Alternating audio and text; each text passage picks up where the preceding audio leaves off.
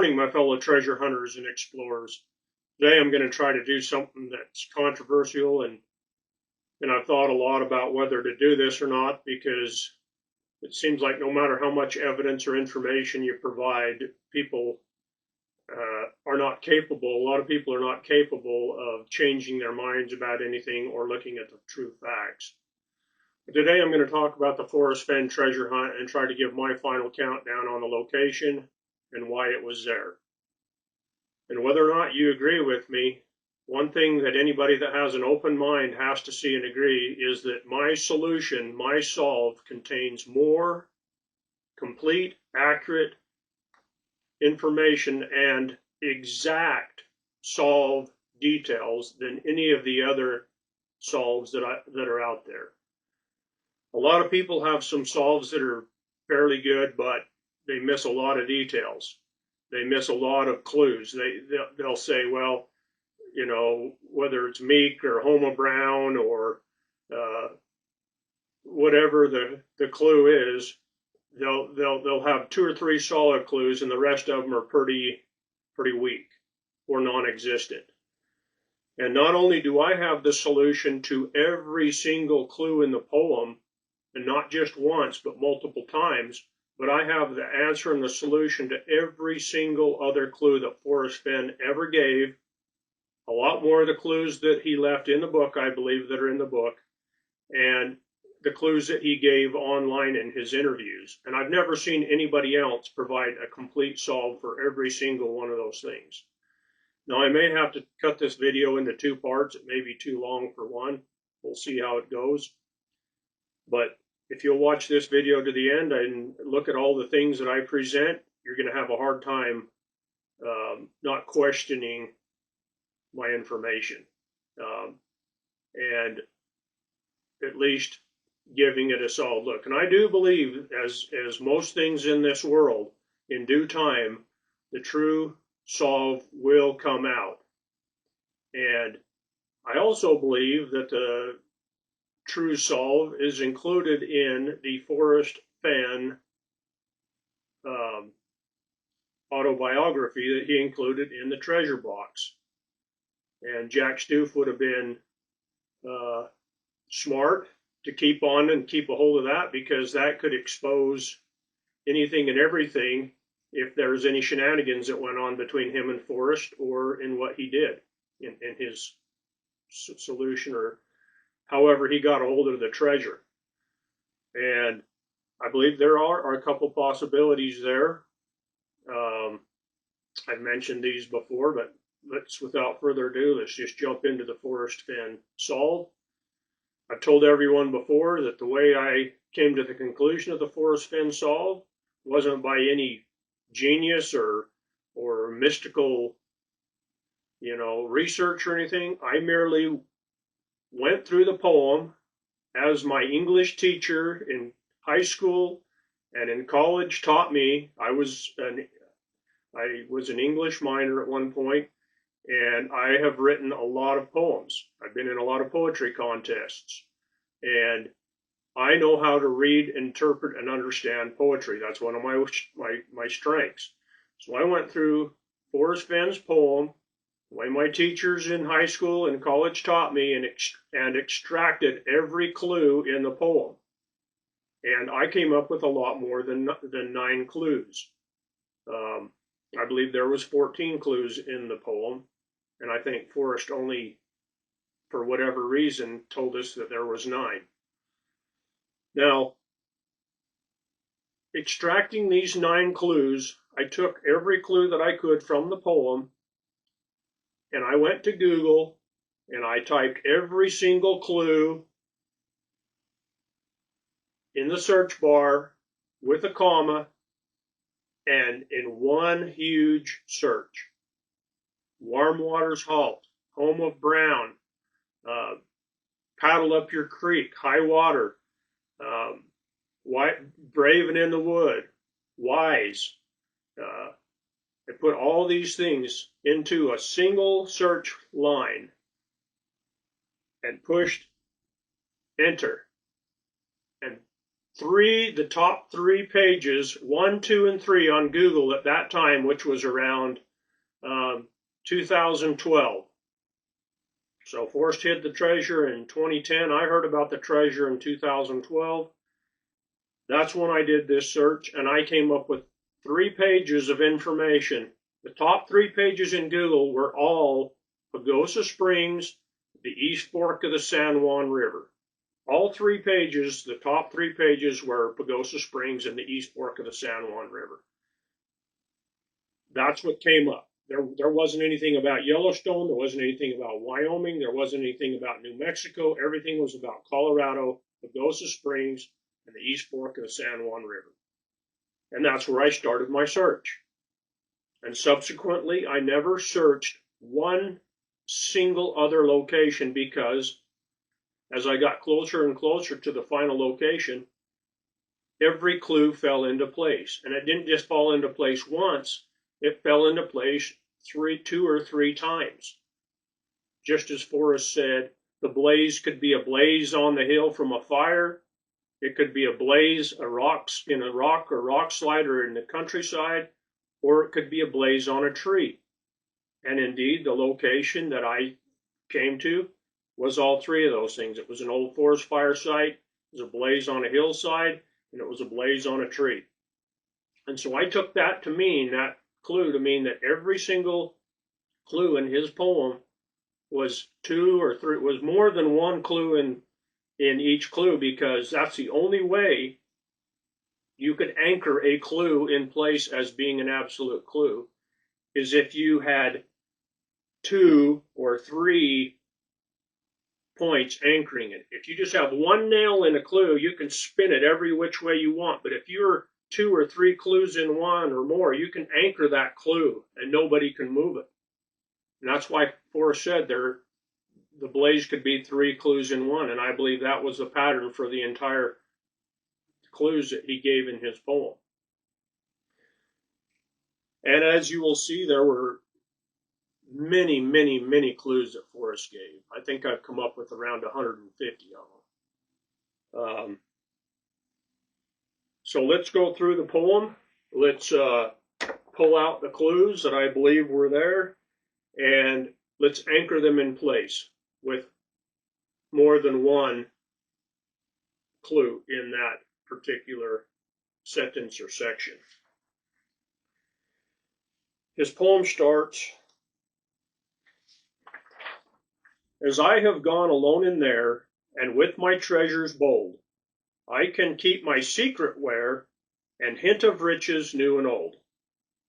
Begin it where warm waters halt, and take it in the canyon down, not far, but too far to walk, put in below the home of Brown. From there it's no place for the meek, the end is ever drawing nigh. There'll be no paddle up your creek, just heavy loads and waters high. If you've been wise and found the blaze, look quickly down your quest to cease, but tarry scant with marvel gaze, just take the chest and go in peace. So why is it that I must go and leave my trove for all to seek? The answers I already know. I've done it tired and now I'm weak. So hear me all and listen good. Your effort will be worth the cold. If you are brave and in the wood, I give you title to the gold." Okay, so let's break down this poem. The interesting thing about this poem is that the first clue is not in the first paragraph. The first clue is in the second paragraph. The first paragraph is actually the last clue in the poem. And he says plainly in the poem that's the case. Begin at where warm waters halt. So the poem begins where warm waters halt, where warm waters halt and are taken in the canyon down. Okay?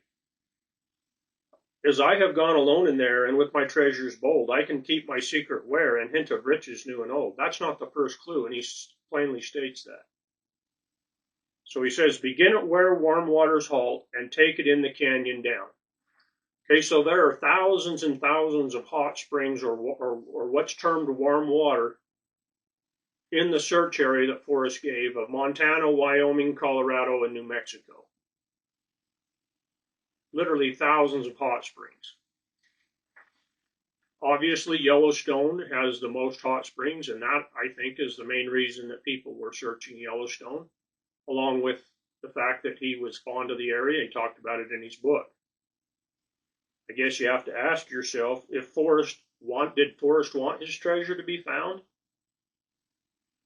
Or did he keep the location out of his book for the most part, other than the clues? That's my opinion. I think that. So anyway, begin at where warm waters halt and take it in the canyon down. As I said before, AI told me that that was Pagosa Springs.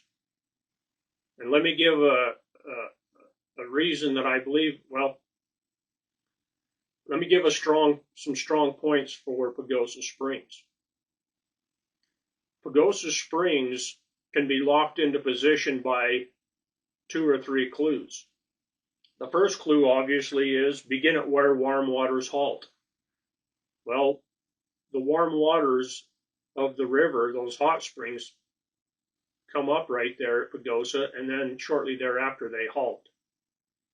Interestingly, Pagosa is the world's deepest geothermal hot springs. It comes from the deepest in the earth at Pagosa Springs, according to all the information I've read, according to the geography information I've read, according to Pagosa Springs website, and according to different references made by geologists. So it's the deepest hot springs in the world that is known. Right after the hot springs end, the waters of the San Juan River, which the hot springs go into, is taken down in the canyon towards New Mexico. Pagosa Springs is right on the border of Colorado and New Mexico, and it's about 150 miles from where Forrest Fenn lived in Santa Fe, and it is exactly north of Santa Fe, New Mexico.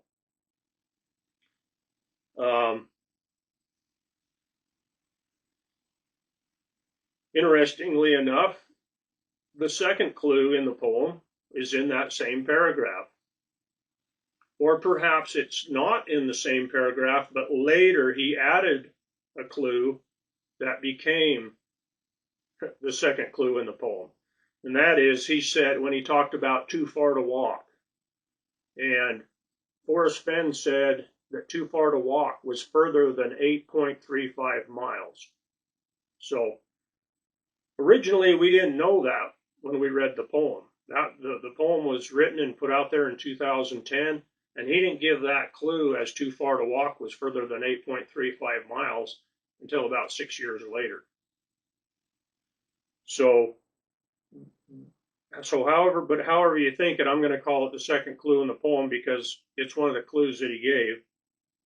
So too far to walk, if you choose Pagosa Springs as your location,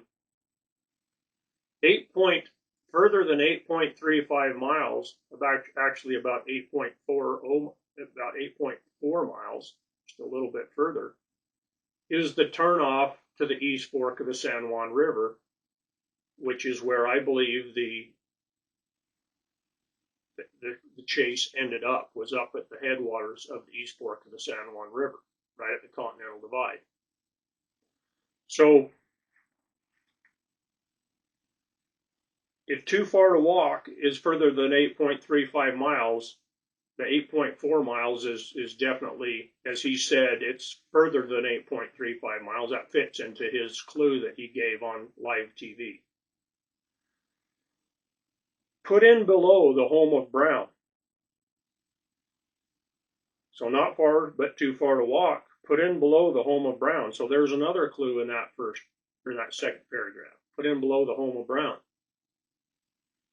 And the home of Brown can be anchored by 2 clues that I know of that are very strong clues. Now, Brown in the poem is capitalized, so we know it's a proper noun. And that's important. You know, it can't be a brown trout or a brown bear or you know, a brown rock, because those things are not capitalized. Brown is a proper noun. Brown is a person, a place, or a thing that's capitalized. So the home of Brown, right at the turnoff to the East Fork of the San Juan River, is the home or the old cabin owned by David Brown. And David Brown's is a wealthy man, and I believe that he was friends with Forrest Fenn. That's an interesting thing to note. I believe that he has some of Forrest Fenn's art from my research.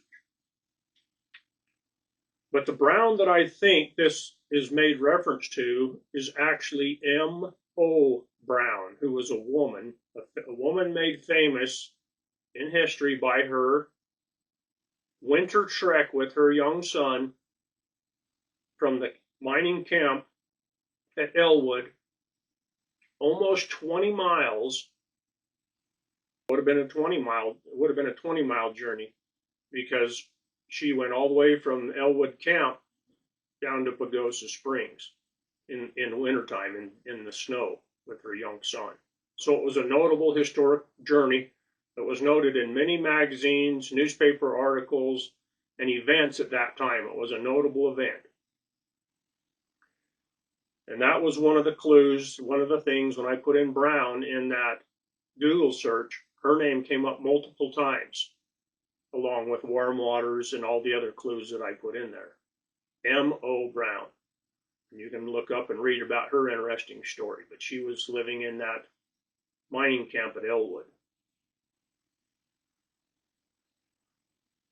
So put in below the home of Brown. From there it is no place for the meek. From there it is no place for the meek. Why is it not any place for the meek from there? And I'm going to show you in the video that I took going up there to the location why it is no place for the meek. You're going upriver, you're going up steep hills, it's rough in many places, you're crossing water, there's water crossings that you've got to go across, and on the side of the road, on the right side of the road, on the south side of the road, going all the way to the top, it's a cliff. It's no place for the meek. If you're meek, you're not going to have the courage to go up that particular drainage up that road. It's not a place for somebody that has a fear of heights. At one point, you're looking down probably 400 feet right into the canyon on a road that's just barely wide enough for a four-wheeler or a Jeep to go up. Now, don't get me wrong. When the chase first started, I took my truck, my big, full-sized, extra cab, long bed, four-wheel drive pickup truck, all the way to the location where I believe Forrest parked to hike his treasure to its location, to its destination. But in the 15 years since that time, that road has not been maintained, and it's degraded to the point where now it takes a Jeep, a UTV, or an ATV to safely get up there. Now, I could take my truck up there, but I'd be beating the heck out of it, and I wouldn't do it. But it's my belief that Forrest took a red Jeep that he either owned or rented, that I've seen him in, up there to that location. From the time that he placed the treasure until the treasure was found, a lot of things happened to that road, and it is not a road that a meek person would ever go on. The end is ever drawing nigh. Well, it's obviously drawing nigh because you're getting closer to the treasure with every revolution of your wheels. There'll be no paddle up your creek. The reason there'll be no paddle up your creek is because you're not driving in the creek, you're not floating in the creek, you're not walking in the creek, you're going up creek on a road. You could walk up there if you'd like, but you're driving up the side of the creek, up the canyon. The creek is down below you to the south. It varies from right at creek level to 400 feet above the creek as you're going up, and you have a lot of, there's at least 4 water crossings on a normal year. There'll be no paddle up your creek, just heavy loads and water's high. So heavy loads and water's high, and I've talked about this in other video, that heavy loads could refer to 2 different things. It can refer to carrying the treasure out, which Forrest said weighed around 45 pounds. He had to do it in 2 trips. He had to deliver it to its resting place in 2 trips. He said, but the heavy loads also are referring to the creek itself, which contains gold and silver and other minerals, heavy minerals. And that is a geological term, heavy loads in a creek. It's load-bearing water. It's mineral-bearing water that has gold and silver somewhere upstream. You also have high water, just heavy loads and water's high. As I mentioned before, on a normal year, you have at least 4 water crossings, and 2 of them you're up over your wheels on a 4-wheeler or a Jeep. A couple of them you're up over your wheels during a normal year. Now, on a dry year like this year, it was only about halfway up on my 4-wheeler's tires when I went across the highest one. So, but on a normal year, when you're going up, you've got to cross deep water. If you've been wise and found the blaze. So the obvious clues, if you've been wise and found the blaze, is if you've been smart and you've got to this location and found the blaze, that's a clue if you've been wise. But to make it really a clue, you've got to have an indication of wise when you find the blaze. And I've mentioned this and shown photos of it in my last 3 or 4 videos. Overlooking, above the blaze, overlooking the entire landscape down below, is a large pillar of stone, natural stone, and at the very top is a perfectly configured owl out of stone. It looks exactly like an owl. And the owl is looking right down the canyon, overlooking the blaze and the entire canyon that you just came up to get to the blaze. And it's spectacular. When you first see the owl, it's breathtaking. It's just amazing. You can't take it for anything else other than an owl. So if you've been wise and found the blaze, I'd like to know in all these other solids that are out there, what the wise thing is that they think. Oh, there's an owl living in the woods, or what? Do they have to cross the water other than walking across the water? I'd like to know, because in most of these solids you never cross the water. Some of them you do, but what's the wise? What's the no place for the meek? A lot of people can't figure out what meek means. That's why one of the clues was the dinosaur monument area where Joe Meek's trapped. But Meek's trapped all over the West. He trapped in the area that I'm at, that I searched. The Meeks and all the trappers were on all the creeks in Colorado and Utah and New Mexico and Montana and Wyoming. So to specifically say, that it was Joe Meek's, that could be anywhere in the West, really, where there was beaver. And indeed, there's beaver in these areas, along the San Juan River and up in these meadows below the blaze. There's beaver everywhere. So it was a place they trapped. But meek is not capitalized in this poem. It's not a proper noun. So it can't refer directly to Joe Meek's. That's out of the question. So the meaning of meek is an individual that is timid, that is easily frightened, that doesn't have courage.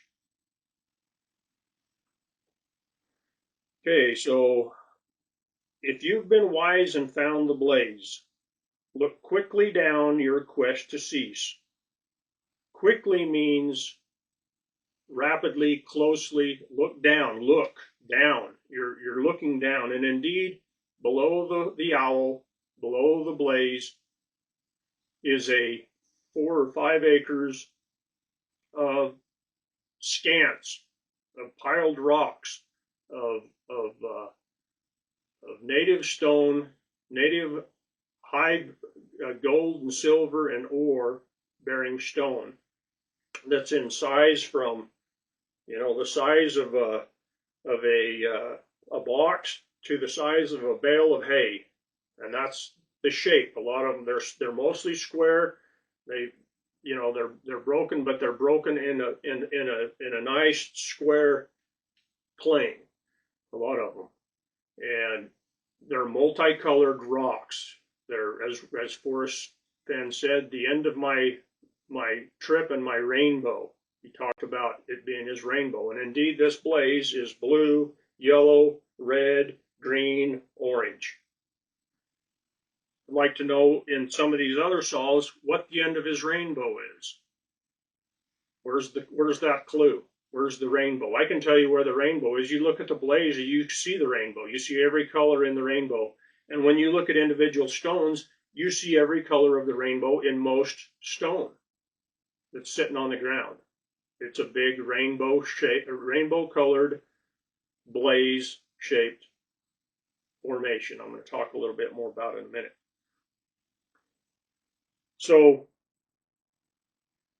a blaze, Forrest was in the military. I don't know if he was in the Boy Scouts, but I was an Eagle Scout. I was also a military veteran. And we were taught what a blaze was and how to follow blazes on the trees, whether they've got stacks of rocks or whether there's a blaze mark that's cut into a tree. And a blaze mark is a big circle at the bottom and a little circle at the top cut onto a tree. And you go to one blaze, you follow the trail, and then you'll see another one, and that leads you where the trail is supposed to take you. Now, at some point, if the trail turns, there's a couple forks in the trail, and you're following the true trail, the blaze will have the big cutout on the bottom, and the little one at the top, let's say you're going to the right, they will move the right top part of the blaze to the right. The little circle will be to the right. And that means take the right fork. If it's to the left, that means take the left fork. If they stay directly ahead of each other, that means stay directly on the trail, go straight ahead. And then when you come to the end of the trail, there'll be an indicator. There'll be either one circle or there'll be 3. Boom, boom, boom. You're here. You have arrived. So to understand and know blazes, you need to look at the military information and to, for instance, outdoor guide or the old scouting manuals that tell about following blazes. Now, Forrest also mentioned that it could be one of 3 things. It could be a forest fire. And indeed, there's an old 30-year-old forest fire there. In that area, there was a big forest fire that went through, and you can still see that on Google Earth.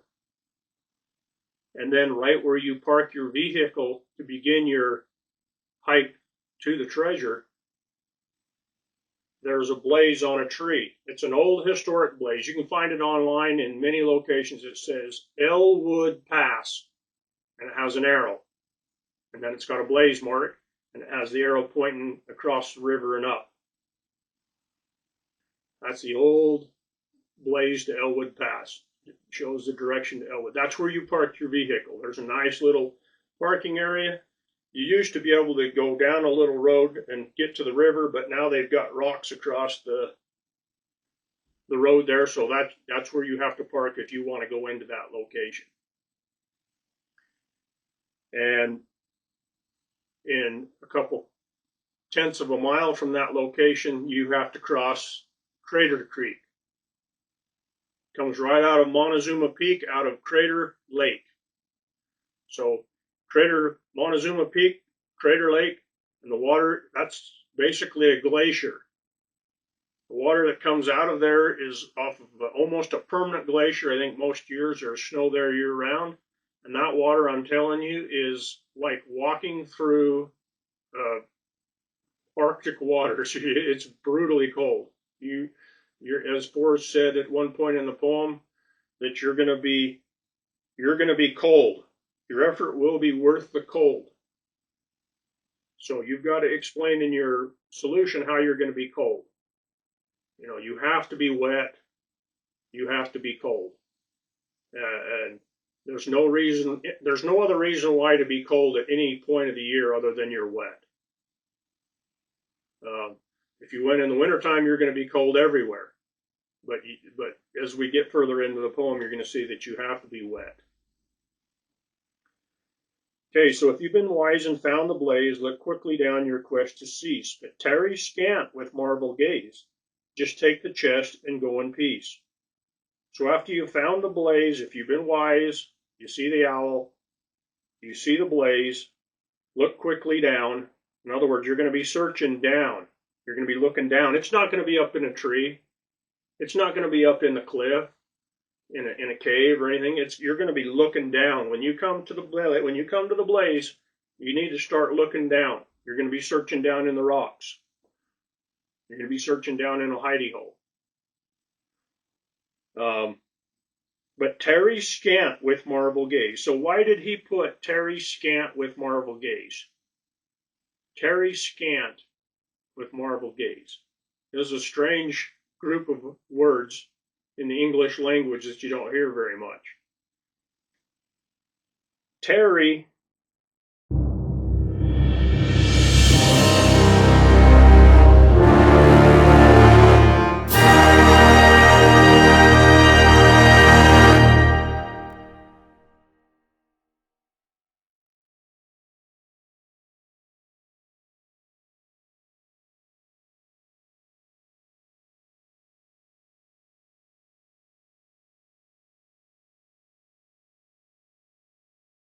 scant with marble gaze. When you see it, you're going to marvel at it. It's going to be amazing to you. But another meaning of it is you're going to be looking down the valley at one of the most marvelous, beautiful views in all the western United States. Looking down the East Fork of the San Juan River, where Elwood Creek and Crater Creek come together and become the East Fork of the San Juan River. At that junction, it becomes the East Fork of the San Juan River. That view down the canyon is one of the most spectacular views from anywhere. It's as spectacular as anything you'll ever find in Yellowstone, anything you'll ever find in Wyoming, New Mexico, anywhere. And I've been all over the West. It is absolutely beautiful. It's a view fit for a king. So what is a scant?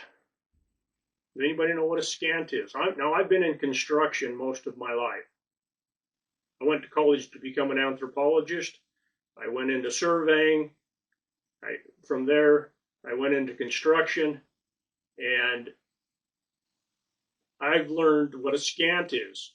We have a lot of stonemasons on our custom homes that we build, particularly the log cabins, where you use scants, where you use cut-shaped stone, and they know how to cut it and to shape it using their chisels and their hammers so that it looks natural, but they cut it into fairly even and uniform chunks to use in the building process. That's a scant of stone. And I can tell you the entire blaze, which is shaped like a blaze, it's got a big oval at the top, at the bottom, and a smaller oval at the top of stone. The entire blaze is nothing but millions and millions of evenly uniform, geologically uniform stone that is high mineralized, that has gold, silver, quartz, barite, mercury. There's all kinds of things in these stones. I've had it analyzed and looked at. Had a friend of mine with an XRF gun shoot a couple of these rocks, and there is gold in it. You can see visible gold in some of these stones. But a scant is a building block made out of stone. And I believe he purposely used that term to identify that you're looking in a rock pile. You're looking in many acres of evenly shaped rock. But tarry scant with marble gaze. So from this pile of scants, you have a marvelous gaze down the valley. But once you find the treasure, don't tarry very long. Just take it and go in peace. And at one point, Forrest made a very funny and interesting comment when he said, you can appreciate the national forests at any time, but please stay 20 miles away from my location. And what's really interesting is from where you stand at the blaze to Pagosa Springs is exactly 20 miles. You just drove 20 miles to get there. Drove and then hiked the last, little over a half a mile to get there. Okay, let's get past the scants. The tarry scant with marvel gaze, just take the chest and go in peace. So take the chest and go in peace. I haven't found anything in that stanza that is a clue. There could be. Forrest he put clues in everything. So why is it that I must go and leave my trove for all to seek? The answers I already know. I've done it tired, and now I'm weak. I've done it tired, and now I'm weak. He's tired and weak because he just hiked uphill to his location in the blaze with his treasure 2 trips. We know that in his several different instances, he said that it was less than a few miles. A few is 3. I think everybody's arrived at that same conclusion. A few is 3, so it's less than 3 miles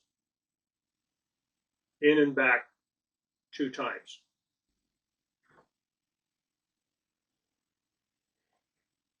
I'm not used to talking this much.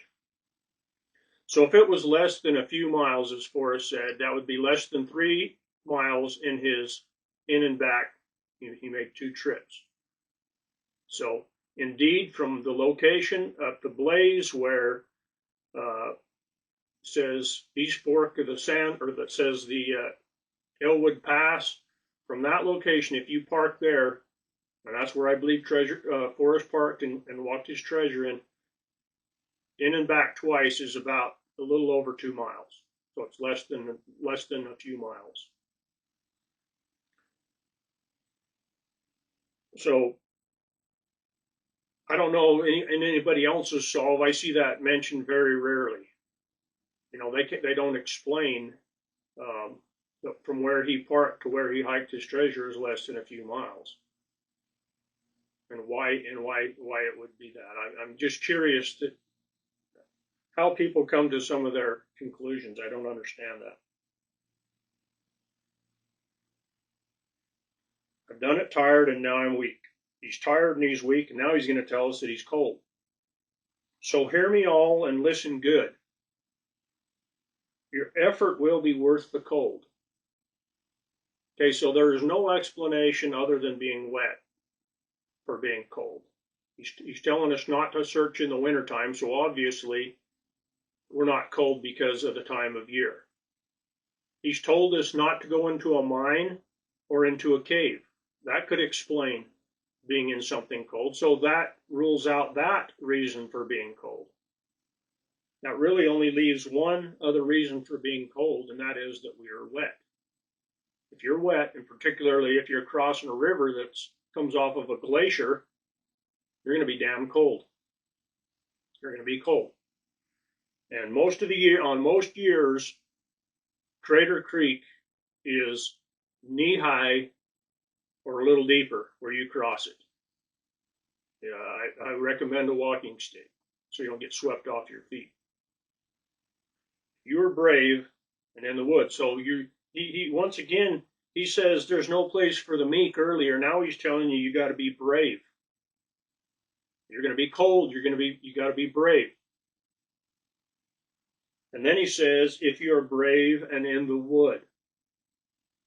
Now there's a lot of places, the Wood River, Wood Park, wood stream, people with the name Wood. But this isn't a proper noun, so it's not capitalized. If you're brave and in the wood, so you could argue that the wood is the woods. You could argue that it could be a place or a place name, but it has to be something unique that also describes the location, and you have to be in it if you're brave and in the wood. And I don't believe it just means in the woods, or it could be standing in a river that's named Wood. I mean, technically it could. It could mean in your cold, so that could be a possibility. But these three things, cold, brave, and wood, if you know and understand poetry and the way this is written, those three things are going hand in hand right there. If you're brave and in the word, worth the cold, brave, wood. Cold, brave, wood. Those things happen at least very close to each other. That you're going to be cold, you're going to be brave, and you're going to be in the wood, whatever the wood means. Now, when I did my search, my Google search, and I put all the clues in there, I put cold, brave, and wood as clues in that Google Earth search. And what popped up led me to multiple other discoveries of clues that Forrest Fenn put not only in his books, but that he mentioned when he was speaking to people. If I wouldn't have done that Google search, I wouldn't have seen or found those other clues. And the wood that I came up with was the old mining camp of Elwood, Elwood, at Elwood Pass, the sign that's on the tree. The old mining camp of Elwood, which subsequently is no longer there. It hasn't been there since the 40s, when it was washed away in a flood. There's no sign of it left. The only sign of the camp was there are a couple of old mine audits that I believe are the rabbit holes that Forrest said we should not go in a mine or a cave. It's not in the rabbit. He said, don't go down the rabbit hole. Don't do anything dangerous. And so, if you're brave and in the wood, I give you title to the gold. Okay, so if you're brave and in the wood, if you've done all these other things, if you've correctly matched up all the other clues in the poem, then he gives you title to the gold. And I want to mention right here, I do not believe the treasure was hidden in Yellowstone National Park for many reasons. But I'm gonna point out three of them right now. Number one, Forrest could not give you title to the gold if he had placed it in Yellowstone National Park. Okay, once something is dropped, placed, or put into a park or a formalized recreation area, you cannot pick it up again. You can't pick up an arrowhead. You can't pick up a deer or an elk antler. You can't pick up a bone or an interesting rock. Not legally. Now, people pick things up like that all the time. But if you read the regulations on national parks and specific recreation areas that are been nationalized, you can't pick up those things. You can't collect wood. You can't pick up rocks, interesting rocks. You can't prospect for gold. You can't pick up things. It's illegal. And if Forrest would have put his treasure in the park and the park would have known about it, it would have been seized and never saw the light of day again. Forrest didn't put it in the park. He talked with his attorney before he placed his treasure, and I can guarantee you, any attorney worth his salt is going to tell you it's got to be on public ground, public land, where you can prospect, where you can legally metal detect, where you can legally dig shallow things while you're metal detecting, while you can search and pick up things like arrowheads and antlers and interesting sticks and rocks. It has to be in a location that's public ground, open for public recreation and multiple use. It can't be in a park or a recreation area. Those are protected. They're off limits. That's one reason it wasn't in Yellowstone National Park. The second reason, and a lot of people didn't pick up on this clue, is that at one time early in the search, it was about 2 years after the search started, right around the time that I started, it was actually a little bit before I started the search in 2012, was that Forrest said, I left, went and hid my treasure, and got back before Peggy knew that I had been gone. I left, hid my treasure, and got back before Peggy knew that I had been gone. And I spent a whole day going over the logistics of that, going over the airplane that Forrest owned, going over the fact that he would have had to have a car waiting or a rental car or somebody pick him up, going over the fact that the journey to Yellowstone and back would have taken a full tank, would have been over 600 miles each direction, 1,200 miles. It would have taken a full tank with it from his aircraft. He would have had to fuel up after his trip. There's no pilot that I know of that ever leaves his aircraft empty. Now, maybe in an emergency or whatever, but if you forget to fill up and fuel up your aircraft after you've flown it, you're putting your life in danger. And there's no military pilot, nobody with military training or the expertise that Forrest had that would be unprepared and leave his aircraft without fuel. Okay, so if you add up the logistics of all those things, driving to the airport, doing his pre-flight check, getting his ground clearance, doing everything that needed to be done, flying 600 miles one direction with the Piper Cub, which goes 240 knots. Piper Malibu, 240 knots max, there and back, fueling up your aircraft, renting a car when you get there,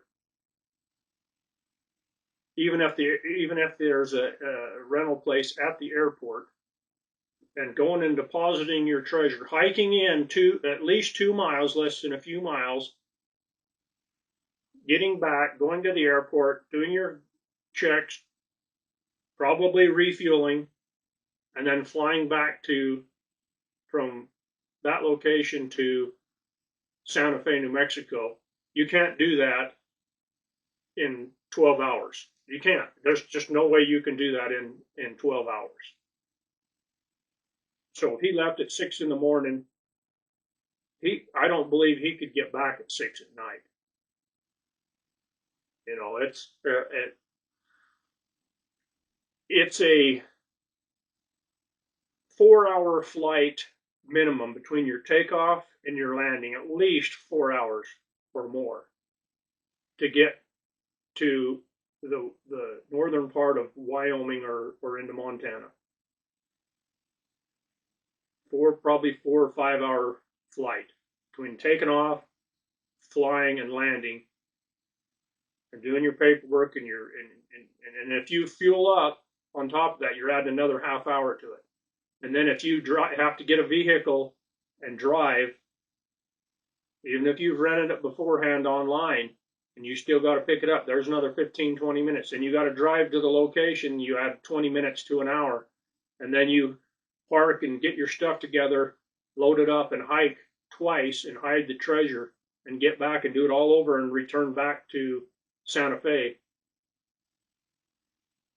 You'd be hard pressed to do that in 12 hours. And I don't believe he did. And the other thing is, if you're a Forrest Fenn, don't you think, at least I would, I'd want to have the treasure fairly close where I could check it out every once in a while. That's just me. I have a hard time believing that a wealthy man would go and hide over $1 million of treasure that he felt like he couldn't check up on anytime he wanted. That's my own view. And I have a reason for that, but I'm not going to give that. Not yet. Not in this video. I'll just say I put trail cameras out to see what was going on in my search area. And I got some interesting people on those cameras. So I believe that anybody that's open-minded, that has really looked at all the clues, the treasure logistically, unless Forrest told a big lie about when he said that he left in the morning and he got back in the afternoon and Peggy never knew he was gone, he has to be closer to home. Now, my search area, it's 150 miles to Pagosa Springs from Santa Fe. It's 20 miles from Pagosa Springs to the Blaze. So 170 miles each way. And if you do all the logistics of driving and getting back, you can do that entire trip in 8 hours. You can do that entire trip, 150 miles. Let's say it took him 2 hours to get to Pagosa each way. There's 4 hours. Takes you an hour to get up there. That's 5-6 hours. And then add 2 hours, an hour for each trip in and back. Then you're right at 8 hours for that trip.